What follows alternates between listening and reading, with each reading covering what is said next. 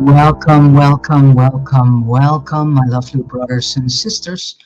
Welcome, welcome today with a new book reading. As I yesterday already was saying, today I will do two chapters. The one is called The Symbols of Mary Magdalene, and I'm still reading from Wes Penre's book, The Story of Isis and the War on Bloodlines. I will read to you today chapter 7 and chapter 8. Chapter 8 goes into Pepin the Short and the Carolingian kings. Can be interesting. It could be that I do today another book reading that is coming from the book The Battle Between Light and Dark. That is chapter 8, which goes more in depth into the Christ story and whom Christ in actuality is, and how this entire story is completely hijacked and twisted by Marduk, of course. I also want to say that we are living in a world that becomes more and more tyrannical, more and more psychopathic, more and more malignant, narcissistic. This also has to do with the one that is still here on earth and ruling the entire scenery here on earth, and who is pulling the strings. And is in actuality demanding his proxies and minions, better known as the oligarchs and the elite people, the elite people, whom also are being known as the Cabal, the Illuminati, and so on. The main person that is causing the extreme levels of suffering, pain, hardships, tyranny, is in actuality a being called Marduk. He is still roaming over Earth. He is in actuality a being that is a full-blown psychopath, full-blown malignant narcissist. He's doing everything to pull each and every human mind into his mind, and then we come into the understanding of shared fantasy. It is of great importance that we start to educate ourselves and inform ourselves about what narcissism is in all levels, so to say. If you understand narcissism in depth, I would say, then you can understand cosmic narcissism, because that is what we are in.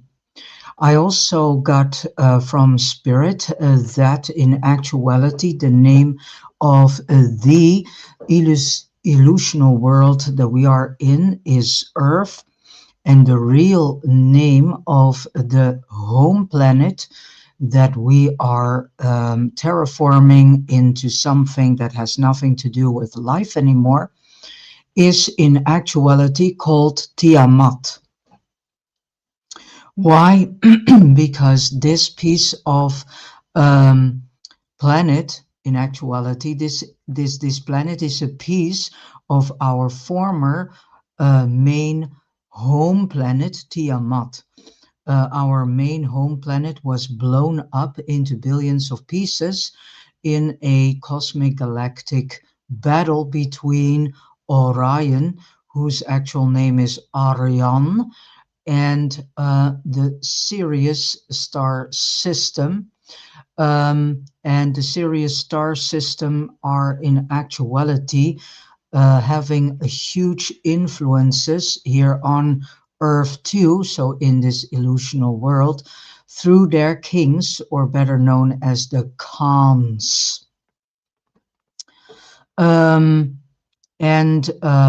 We need to get more in-depth understanding of whom the true rulers this construct, this third construct, are the third construct known as Earth. We are in a tremendous state of confusion, distraction, derailment. The overlords do everything to make sure that we do not ask questions, that we do not self-educate ourselves about our true history and about the history of this world. The overlords have done everything to make sure that the true story is being into gazillions of pieces and better said, hidden in plain sight. We need to understand that the overlords are in actuality archontic beings. They are not really lying to us, but they are presenting the story as they see it from their distorted, reversed masculinity, because they lack spirit, so they do not understand what spirit is.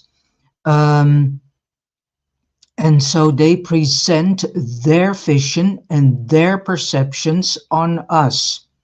We interpret this as lies. In a certain way they are, but in the viewpoint of the archons, they are not lying to us, but they are still presenting the truth, but then through their perception and understanding, which is a distorted and twisted and reversed understanding and perception. So this is something I needed to say.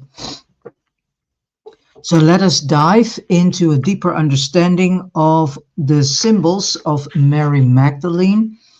As we probably know that in the time of the death of Lady Diana, there was a lot of Isis symbolism going on. Well, we so far have learned that Mary Magdalene is in actuality Isis. And the Virgin Mary is in actuality the same as also Mary Magdalene. So these are one and the same beings. All right. The first of all the symbols is the lily.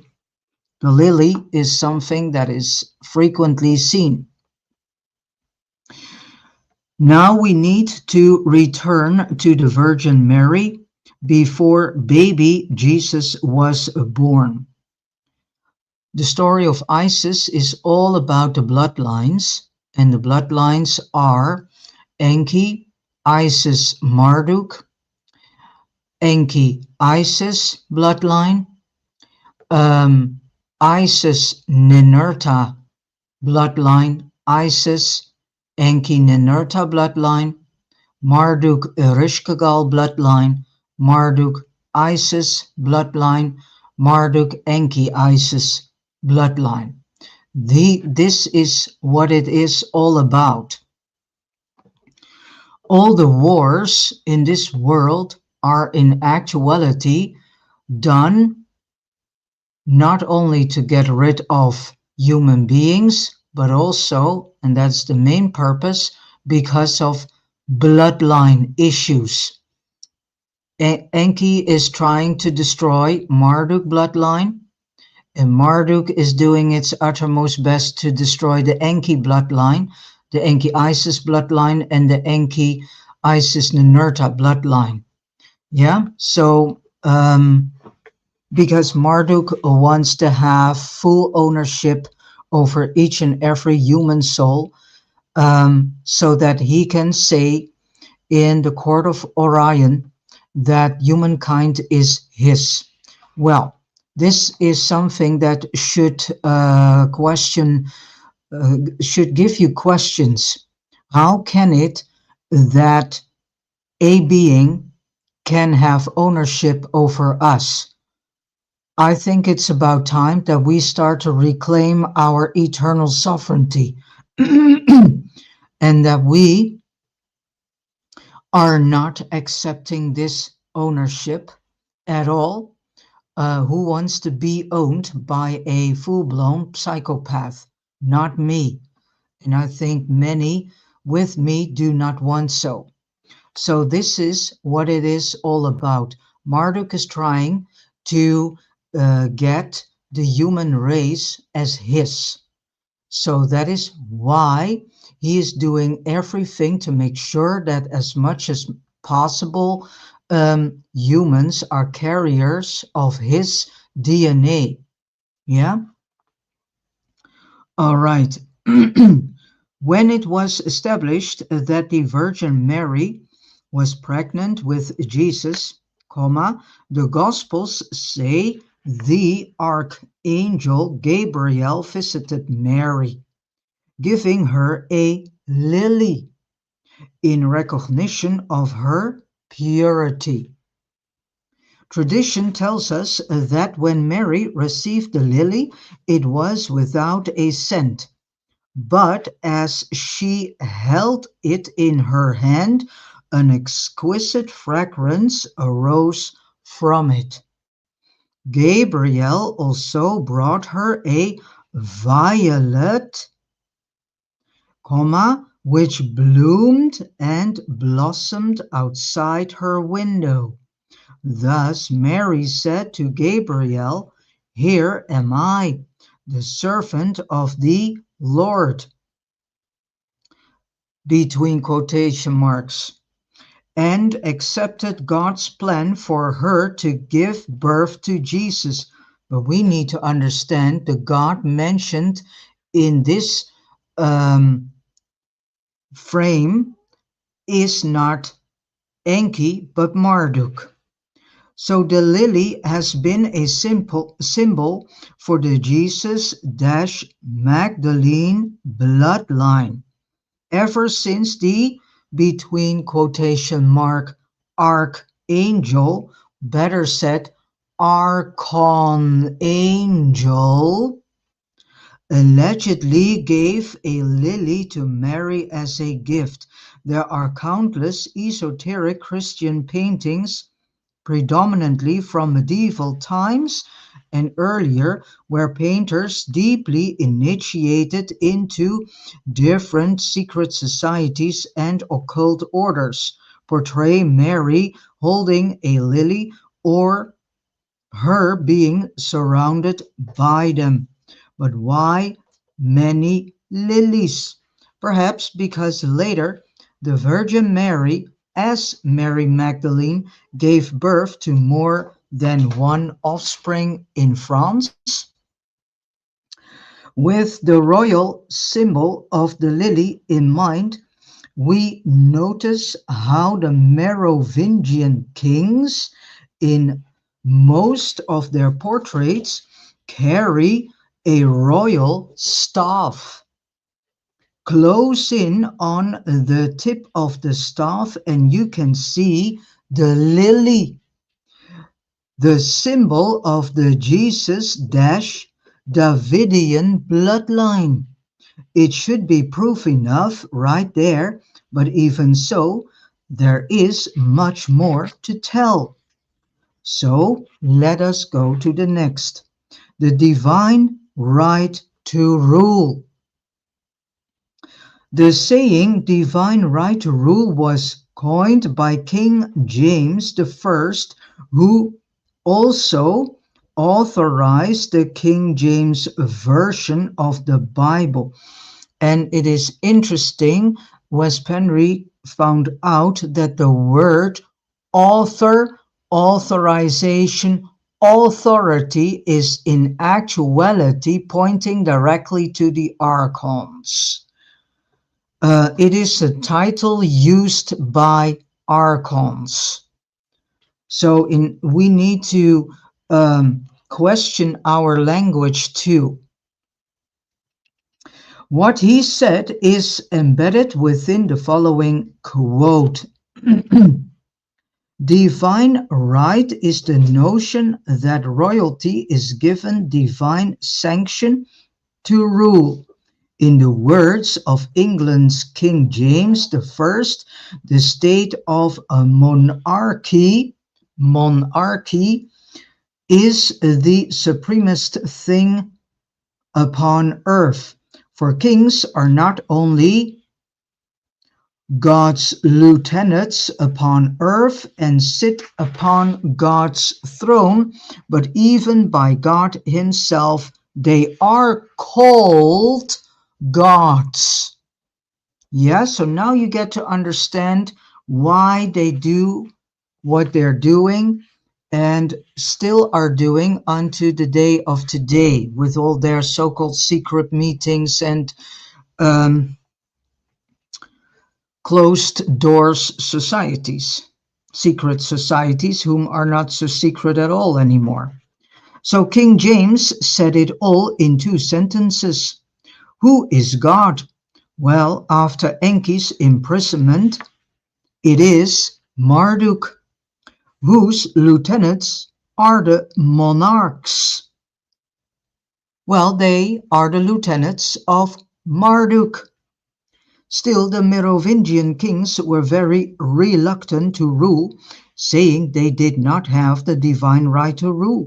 This must have been related to that they were at the mercy of the mayors, but that changed with the Carolingians, and from there on. The first few kings, however, were dedicated to their role as kings, but their ambitions were watered down as the kingship descended. But in these echelons of powers, the weak never survive. If a ruler or someone in power shows weakness, there's always someone else ready to take position, as we shall see. Then another symbol of Mary Magdalene, the rose. The rose is another symbol connected with Mary Magdalene. The petals opening to secret and forbidden knowledge. From here we also have the name the Rosicrucian order, and all their different ancient and modern branches. As we will explore later, the Rosicrucian order, or the Order of the Rosy Cross, is another secret society connected with yet other secret societies and orders with a purpose to protect the Holy Grail. This order of the rose is an order calling up wisdom and knowledge from the Templar order of Saint John in France, possibly showing Mary Magdalene had more than one child, and upon that Mary's alleged sexual connection with John the Baptist. Albeit the latter is not impossible, the narrow true age span between Mary and John the Apostle, who supposedly was the offspring as suggested below, speaks against it, in my opinion, which is of course the opinion of writer Wes Penre. The bride. I am the rose of Sharon and the lily of the valleys. Solomon. As the lily among thorns, so is my love among the daughters. Rose windows of churches and cathedrals. They are, in fact, more like chrysanthemums. They carved old confessionals with a five-petaled roses. Between brackets the word sick. So assure parishioners who couldn't read that anything said in the confessional would be confidential. Flowers unfold their secret fragrance and beauty. In France, there is a scene Masonic secret society called the Order of Saint John, whose members claim to be Desposini, a branch of descendants of Jesus and Mary Magdalene. Their legend purports that John the Apostle was born to John the Baptist and Mary Magdalene.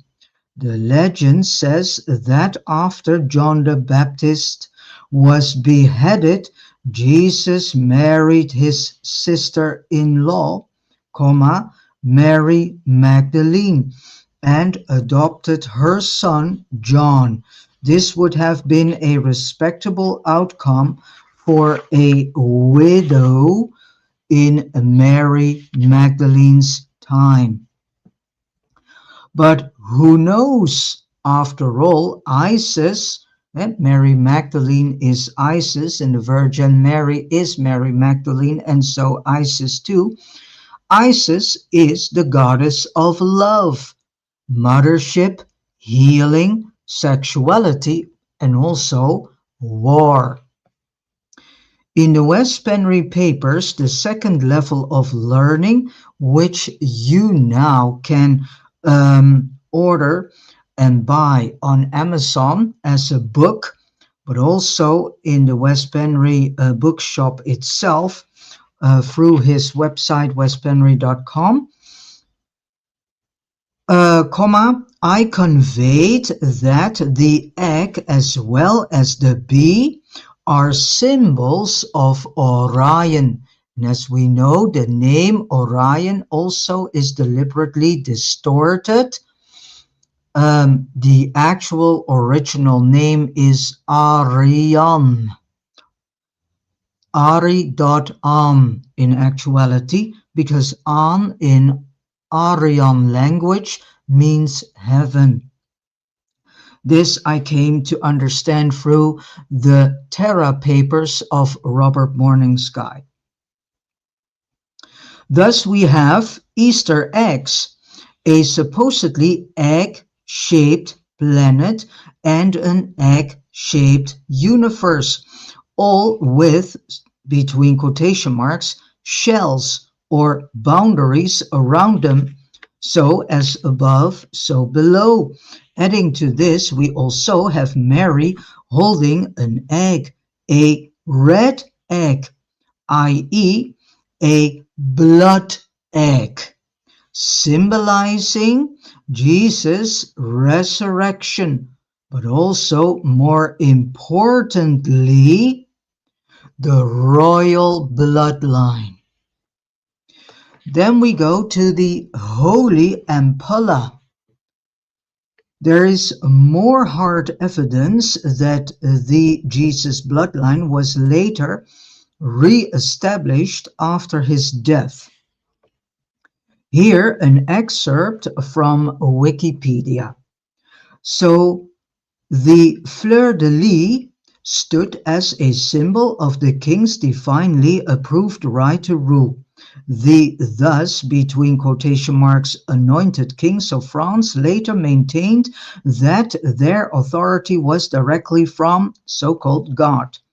A legend announces the mystique of royalty by informing us that a vial of oil, the holy ampulla, descended from heaven to anoint and sanctify Clovis as king, descending directly on Clovis, or perhaps brought by a dove to Saint Remigius. One version explains that a so-called angel descended with the fleur-de-lis ampulla ampulla to anoint the king. Another story tells of Clovis putting a flower in his helmet just before his victory at the Battle of uh, Foilier. Through this propagandistic connection to Clovis, the fleur-de-lis has been taken in retrospect to symbolize all the Christian Frankish kings, most notably Charlemagne. So now compare this to the following painting of Mary Magdalene, which I cannot show due to the fact that I'm reading from the book, holding the holy ampulla, symbolically containing the holy oil, which represents anointment of the, between quotation marks, divine rulers. Between brackets, the Jesus-ISIS blood slash DNA. We are now beginning to see how important the Jesus bloodline, also known as the Marduk Isis Ninurta bloodline, has been since the beginning of the Matrix. But as we will continue discussing, there has always been a war between bloodlines, and there still is. And now you also can get a glimpse of understanding why in the Matrix trilogy movie series, um, in part two, almost at the end, there is some reference to the Merovingians. There's this scene. As last, the Holy Grail in Christian churches. Another symbol of Mary and the Holy Grail is the practice of communion in virtually all Christian churches, including the Catholic Church. The person taking the communion kneels before the altar, accepts the oblate, symbolizing the flesh of Christ, and drinks from a cup of red wine, symbolizing the Holy Grail, symbolizing her or she is drinking Jesus' blood. Thus, it is very important that the wine is red. White wine does not represent blood and will not suffice. Familiar to most readers, the following is what the priest or preacher says with some derivations when he or she lets you drink from the holy cup. The body of Christ, the bread of heaven slash the blood of Christ, the cup of salvation.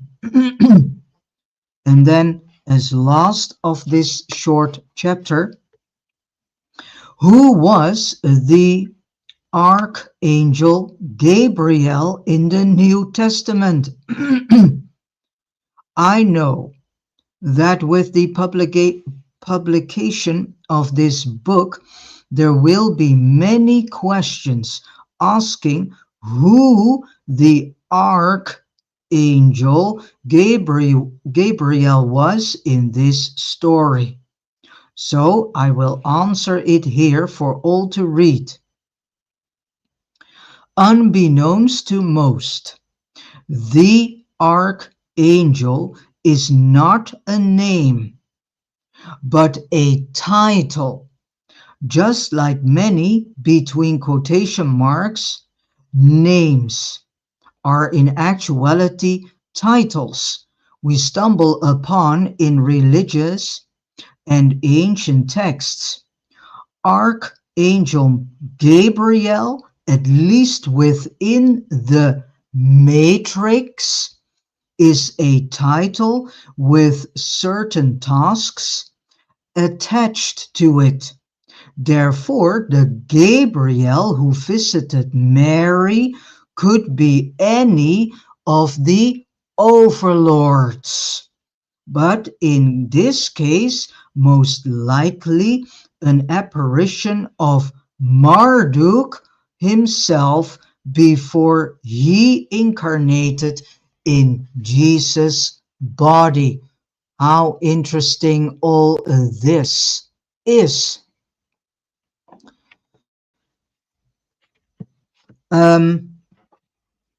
Let us go to the second chapter of today, which is all about Pepin the Short and the Carolingian kings. So, after much research, it seems like the usurpation of the Merovingian throne was a power-hungry human endeavor happening out of necessity. But I could be wrong. While researching this, I was suspicious of Pepin the Short, the first Carolingian monarch, being merely a mayor rising to power of the mighty Frankish Empire. So I must add that although I have not found evidence of the Pepinids to be of the Jesus-Magdalene bloodline, it does not mean they were not.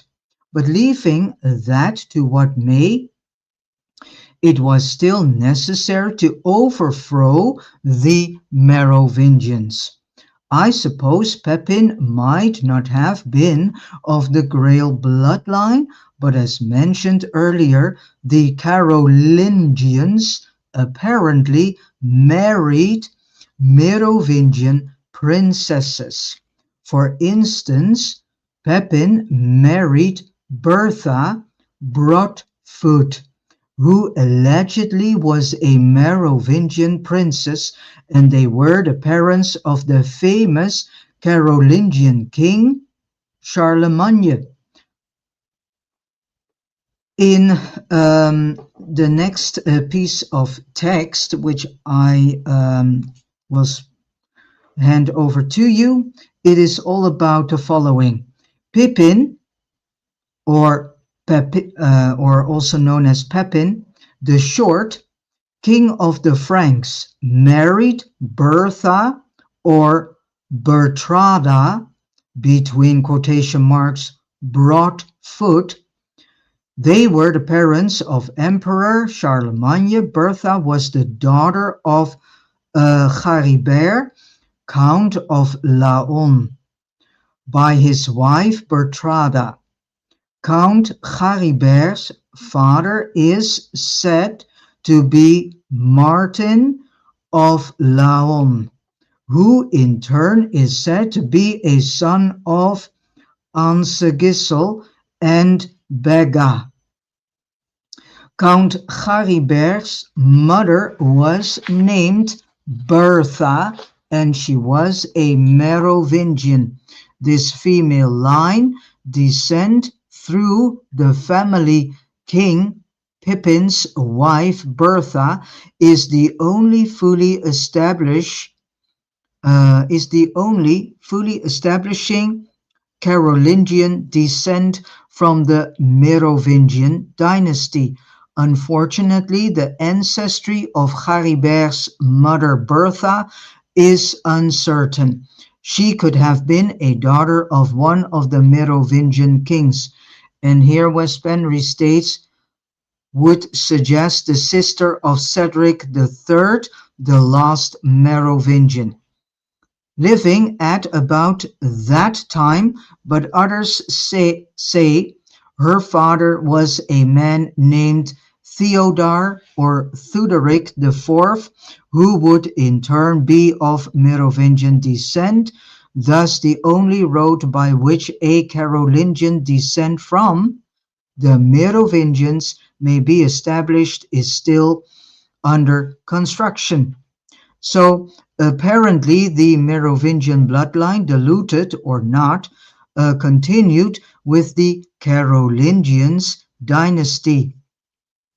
There is another quote from the same reference I want to include because it is well researched, and it brings us to a potential clue to whether the Merovingian bloodline survived until modern times. So here another interesting piece of information. These and similar possible descents were discussed by the late Sir Anthony Richard Wagner is and in his two books, English Genealogy and Pedigree and Progress. In the latter book, he also shows intermarriage between the Merovingian house and the um, Oising kings of Kent in England. Egbert, king of Wessex, was the son of Ealhmund, sub-king of Kent, who either married an Oising heiress or else was himself descended from one. So it is very likely that the pre-conquest kings of England, Egbert's family, were descendants of the Merovingians through the kings of Kent. However, once again we find that the exact pedigree cannot be established. Others here might know more about the Kentish connection to the Merovingians and could offer you more assistance other than this one. So I am unaware of other links between the Merovingians and later European families.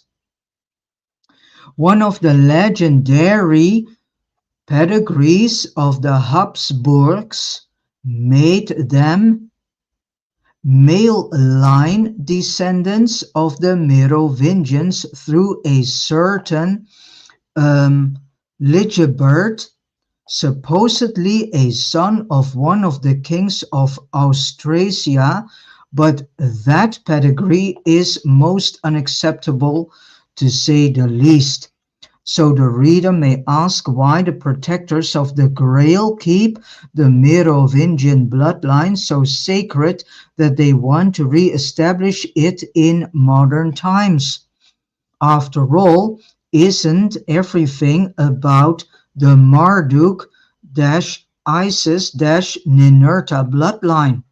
Anyway, Merovingian or not, the reason is not only because the bloodline might have been diluted with the usurpation of Pepin the Short, but also because much later in history, Marduk created the Marduk-Ereshkigal bloodline, which we will get into when we are at that point in history. Thus, he replaced the Jesus-Isis bloodline in the European dynasties, and the Holy Grail line was then almost completely extinct. So the modern Rosicrucians and a few other before mentioned secret societies currently work on putting the Jesus-Magdalene based Merovingian line back into power. It is important to realize that Pepin's usurpation of the Frankish throne was not a military coup d'état. The mayors had been ruling the Franks behind the scenes for a few generations because, although the Merovingians were of Mary Magdalene's descendants, they were not strong rulers. So the mayors brought Francia from a divided country into an empire. And as we all know, in the royal courts of virtually all countries or empires, there are intrigues and hunger for power. And this explains all the wars on Earth and thus in this matrix system.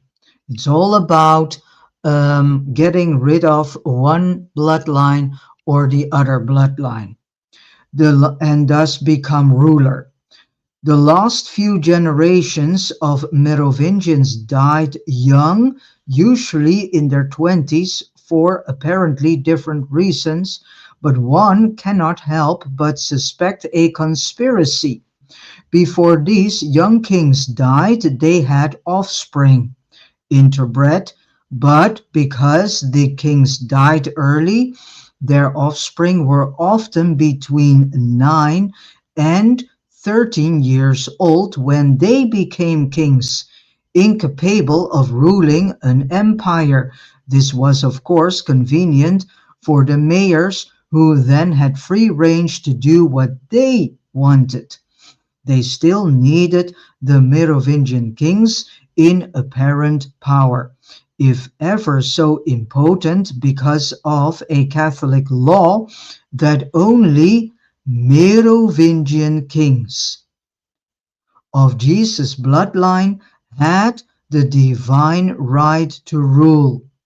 It is easy to suspect a conspiracy where the mayors made sure the kings died young, without any substantial education in how to rule a country, and even less an empire. I would argue that Pepin, although convincing and glib, should not be given all the credit for his rise to power.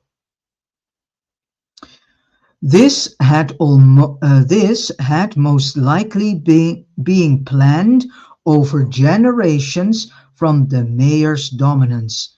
There was a vacancy in rulership between the time of Theuderic IV and Cedric III, the second last and the last king, respectively, lasting 20 years. During that time, Pepin the Short had due time to show his excellence in warfare and strategy. After that, it was necessary to put one last Merovingian king on the throne, which has become Cedric III, to safeguard the power of the Carolingian dynasty against other usurpers, while Pepin worked behind the scenes to take over. Weak leadership on behalf of the empire invited invasions. Francia needed to show a strong dynasty outward to the world, although Cedric III was no more than a puppet.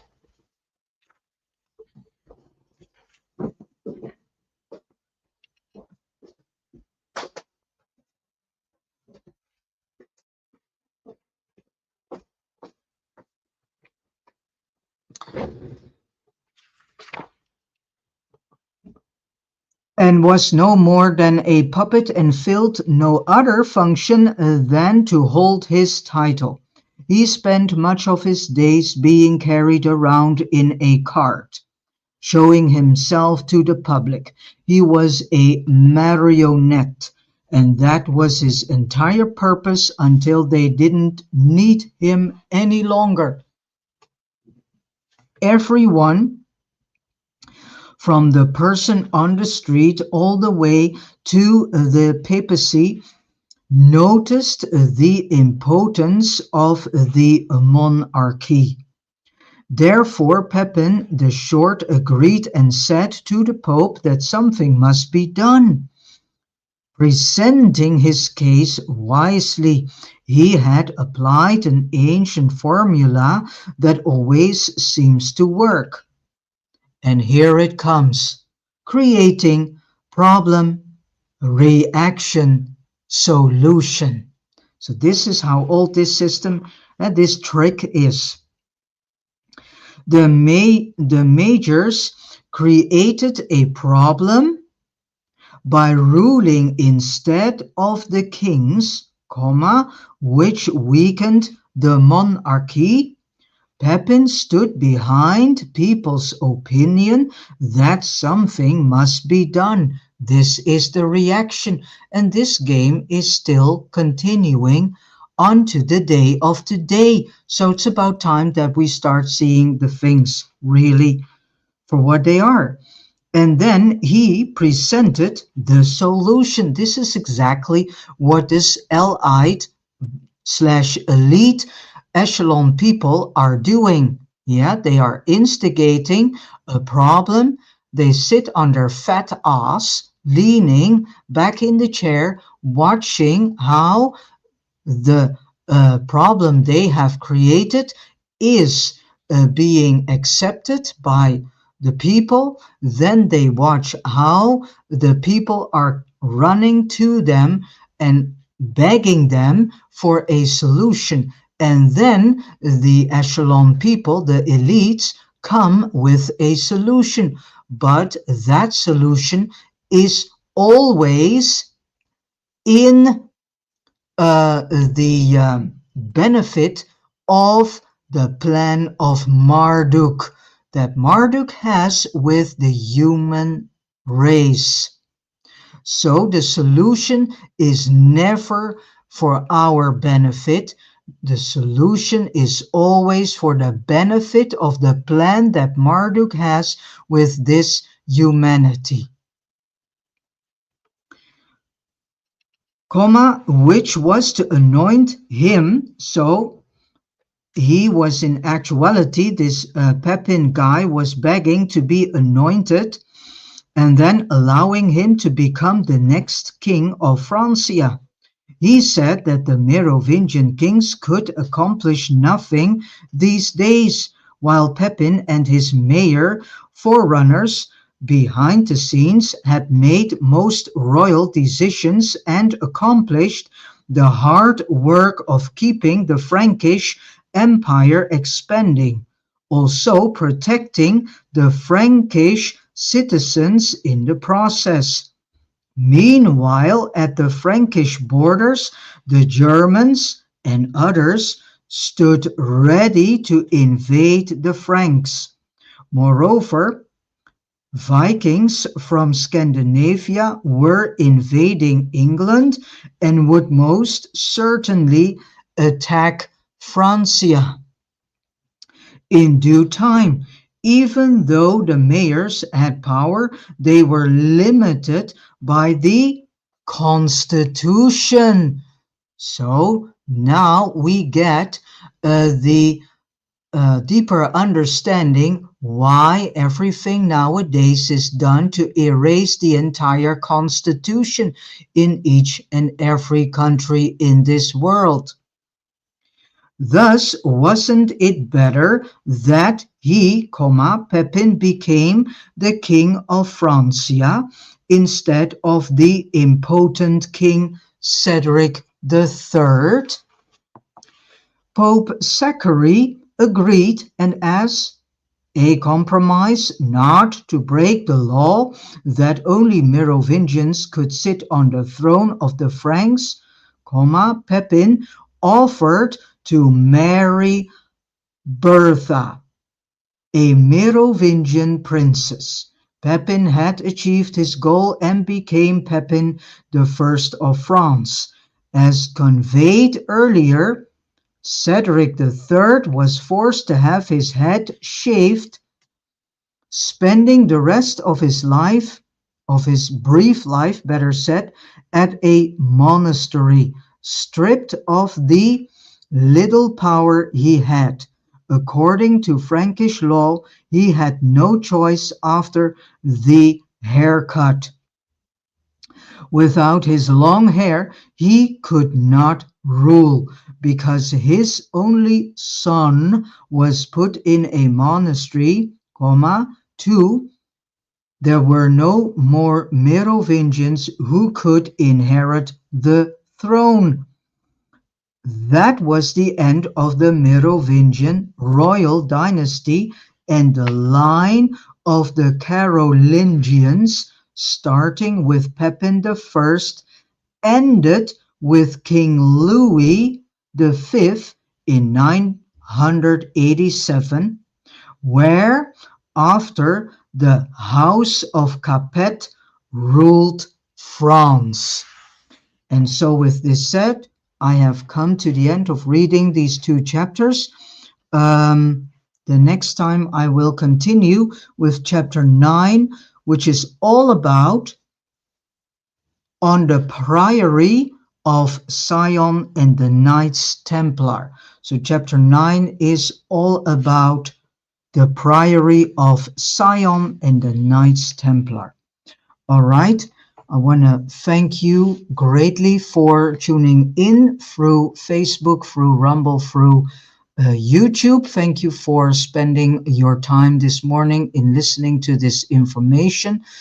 Ponder upon it, meditate upon it, ask your own spirit for more clarification. Your spirit knows. And I wish you all a beautiful day filled with a lot of love, truth, joy, and wisdom, and real revelations coming from your own spirit. Thank you so much, and I will close off with a piece of music created by Ben Sound. All right, and the piece of music is Echoes from the Mountains. So see you next time.